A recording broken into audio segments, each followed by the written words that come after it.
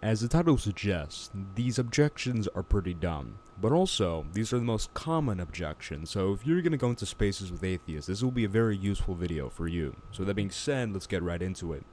Religion causes wars. F tier. Non sequitur. Just because wars are caused by people who are religious doesn't mean that God or the religion itself is not true. Pretty simple. Jesus never said, I am God. So this is more of a Muslim objection. This is what Muslims usually say. And the first thing you got to say back is, well, when did Jesus say, in quotes, because remember, they're looking for a quote of Jesus saying, I am God, right? What you can just say in response is, well, when did Jesus say, in quotes, I am not God? Never did. So, obviously the standard is stupid. Then you'd go on to how that Jesus said, I am, and all the other things that he said, like forgiving sins that only God could do. Jesus made pretty clear that he was God. Next, atheism is better for society. I don't think that's even true, because atheism has become widespread, and now we have a bunch of kids getting their wieners chomped off and a bunch of babies being aborted. That doesn't sound very good to me. And of course, an atheist can't say something is better or not for society, because they don't have any standard to say that by. Epistemological standard, that is. You're an atheist to 3,999 gods. Going from 1 to 0 is quite a big jump. And there's good reasons to deny all those other gods. We come up with the reasons for those. For example, Islam.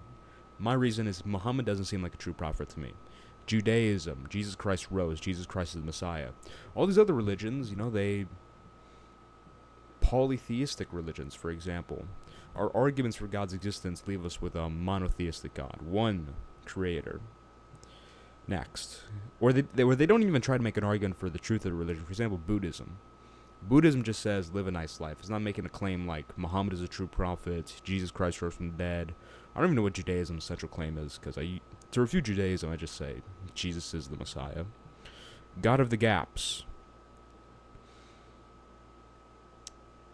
So, okay, let me articulate this properly.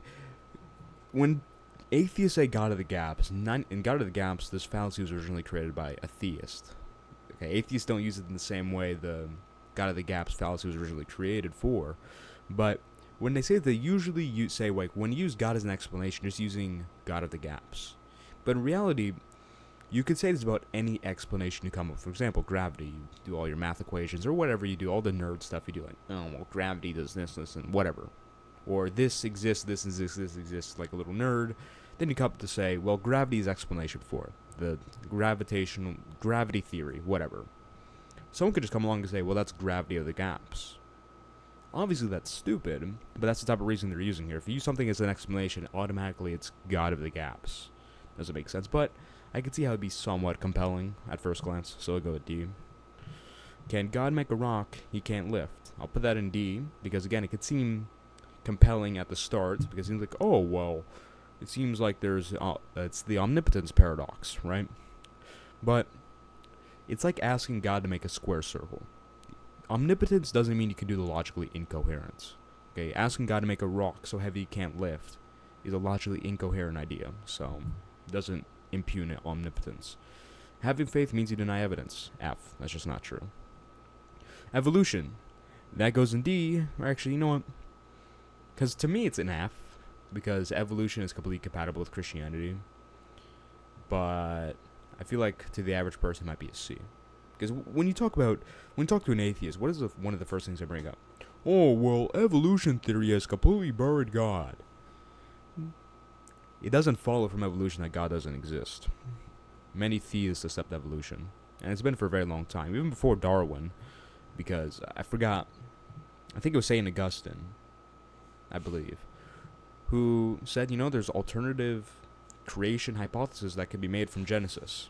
It doesn't necessarily mean exclusively 7-day creation. Next, universe is too big. I don't know what that means. F. If God, why you? Okay, this is an interesting one. That goes in B. So, the answer, because this is especially interesting because this is a big problem for, like, Calvinists, which I'm not. The answer is free will.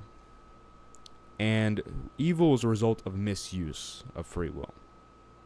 Seems pretty simple to me, but I can see how they'd be a bit unconvincing, because they may come up and say, well, Why doesn't God create people who would freely choose not to do evil? This is where a concept called, this is from Alvin Plantinga, this concept of transworld depravity comes in. Essentially, if there is the option to do evil, which if someone has free will, they have the option to do evil. If not, then they don't have free will.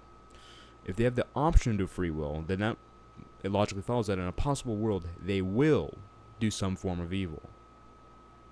So to me, that seems to get rid of the problem of God creating someone with free will that wouldn't do anything wrong. Because in some possible world, if they have the option, they will do some form of evil. Now, why doesn't God just get rid of free will? Well, I would say it's a greater good to have free will rather than not. Because, for example, love. Love can't exist without free will. People can't come into loving relationships with God, come to God freely if there is no free will, obviously. So I do think free will existing is a greater good. And I don't think we're in any position to say, the world would be better if not. And also, I already talked about, atheists not really have a standard for good or bad. They have it written on their heart. It does say it in the Bible, but as far as within their own worldview, they don't really have a standard. Next, if God, why do some not believe? I'd say the answer is the same as why evil. Just replace it with why do some not believe. Again, this is a problem with Calvinists. Big problem with Calvinists. But someone who affirms free will like me, not really an issue. Religion encourages intellectual laziness. F. Plenty of religious people were intellectual titans. For example, Isaac Newton. Religious people do evil. That's the same thing as religion. Same answer. The cross wasn't enough. For people who affirm salvation by works, that's a problem, but not for me. The cross is enough, so that's just wrong. Just forgive Adam and Eve. Just forgiving Adam and Eve, like, oh, you're forgived, is not just. God is a maximally great being. God is maximally just and maximally loving. Okay? So, that doesn't work. The universe is fine without God. F.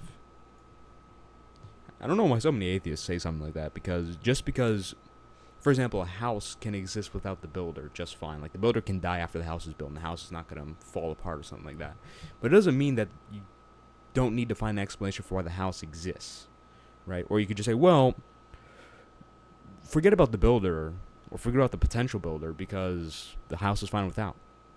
Seems pretty stupid to me. 4,000 religions, yours is right. Same thing as what I responded to earlier. No scientific evidence for God. So, by scientific evidence, I mean like empirical evidence. Like, for example, we go Big Bang Theory, the universe began to exist, but that's not good enough for this objection.